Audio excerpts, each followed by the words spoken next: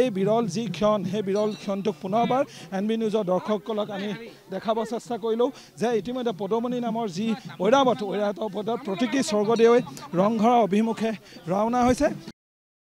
ৰংঘৰৰ অভিমুখে তেওঁ ৰাওনা হ'ব। ৰাওনা হোৱাৰ পিছত হুঁচৰিৰ লগতে বিভিন্ন ঢোলে ডগৰে আচলতে এই প্ৰতীকী স্বৰ্গদেউক ৰংঘৰৰ ঐতিহাসিক ৰংঘৰ বাকৰিলৈ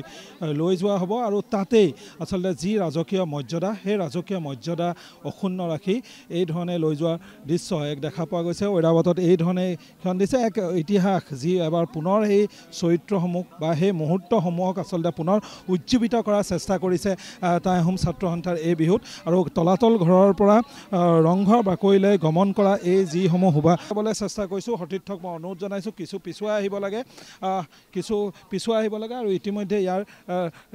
পিছুৱাই আহিব লাগে আৰু ইয়াৰ দৃশ্যাংশ আচলতে এনবি নিউজৰ দৰ্শক আমি দেখিব চেষ্টা কৰিছোঁ। ময়ূৰ বৰগোহাঁই টাই আহোম উন্নয়ন পৰিষদৰ অধ্যক্ষৰ লগতে টাই আহোম ছাত্ৰ সন্থাৰ বিভিন্ন বিষয়ববীয়াই এই ধৰণেই দেখা পোৱা গৈছে যে ইতিমধ্যে সেই যিটো ক্ষণ আমি পুনৰবাৰ ক'ব লাগিব যে ঐতিহাসিক তলাতল ঘৰৰ পৰা ৰংঘৰৰ বাকৰিলৈ স্বৰ্গদেউ প্ৰতীকী স্বৰ্গদেউ আচলতে গমন এয়া আৰম্ভ হৈছে। পদুমণি নামৰ যিটো ঐৰাৱতৰ ওপৰত উপবিষ্ট হৈ স্বৰ্গদেউ ঐতিহাসিক ৰংঘৰ বাকৰিলৈ যাব যি 1744 খ্ৰীষ্টাব্দত প্ৰমত্ত সিংহৰ ৰাজত্বকালত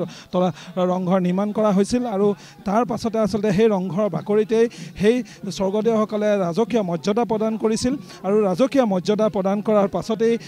বিহুৱে এক ৰাজকীয় মৰ্যাদা পালে আৰু সেই ধাৰা আজিৰ পৰ্যন্ত আচলতে 2025 চনৰ পৰ্যন্ত ৰংপুৰৰ ৰাইজসকলে ধৰি ৰখাৰ চেষ্টা কৰিছে আৰু তেনে এক মুহূৰ্তক আচলতে পুনৰবাৰ চিত্ৰায়িত কৰাৰ চেষ্টা কৰিছে। আৰু তাই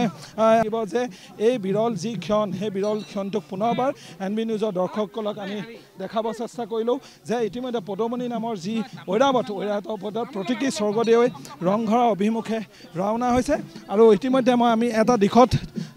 ৰৈ দিম আৰু ৰৈ দিয়াৰ পিছত এই যিটো সমদলৰ যি দৃশ্যাংশও আমি দেখাব চেষ্টা কৰি আহিছোঁ। ইতিমধ্যে সকলোকে মই পোনপ্ৰথমে ৰঙালী বিহুৰ শুভেচ্ছা জ্ঞাপন কৰিছোঁ। মূল কথাটো হ'ল কি আমাৰ স্বৰ্গদেউসকলে যেনেকৈ বিভিন্ন জাতি সংস্কৃতি কৃষ্টি একেলগ কৰি পিনি অসমীয়া জাতিটো গঠন কৰিছিলে, অসমীয়া জাতিটো বিভিন্ন কলা সংস্কৃতিক একগোট কৰি পিনি ধৰক তেওঁ অসমীয়া জাতিটো তেওঁ লৈ গৈছিলে, তেনেকৈ আমি তাৰে এটা ধৰক এটা প্ৰতীকী ৰূপত বাৰ্তা দিবলৈ এক খুব শুভ মুহূৰ্ত। ঐতিহাসিক যি আমাৰ ৰংঘৰ বিহুৰ যি প্ৰতীকী স্বৰ্গদেউক লৈ আমি শোভাযাত্ৰা সেই শোভাযাত্ৰা খন্তেক সময়তে আৰম্ভ হ'ব আৰু এই শুভ মুহূৰ্তত আমি অসমবাসী ৰাইজক আমি বিহু ওলগ জনাইছোঁ আৰু এই বাপতিসাহোন বিহুৰ যোগেদি অসমত বসবাস কৰা প্ৰত্যেকটো জাতি আৰু জনগোষ্ঠীৰ মাজত ভাতৃত্ব আৰু সমন্বয় এনাজৰীডাল যে আৰু মজবুত হয় আমি তাৰে আশা ৰাখিছোঁ। এই বিৰল যি ক্ষণ সেই বিৰল ক্ষণটোক পুনৰবাৰ এনবি নিউজৰ দৰ্শকসকলক আমি দেখাব চেষ্টা কৰিলোঁ যে ইতিমধ্যে পদুমণি নামৰ যি ঐৰাৱতৰ পদত প্ৰতীকী স্বৰ্গদেৱে ৰংঘৰৰ অভিমুখে ৰাওনা হৈছে।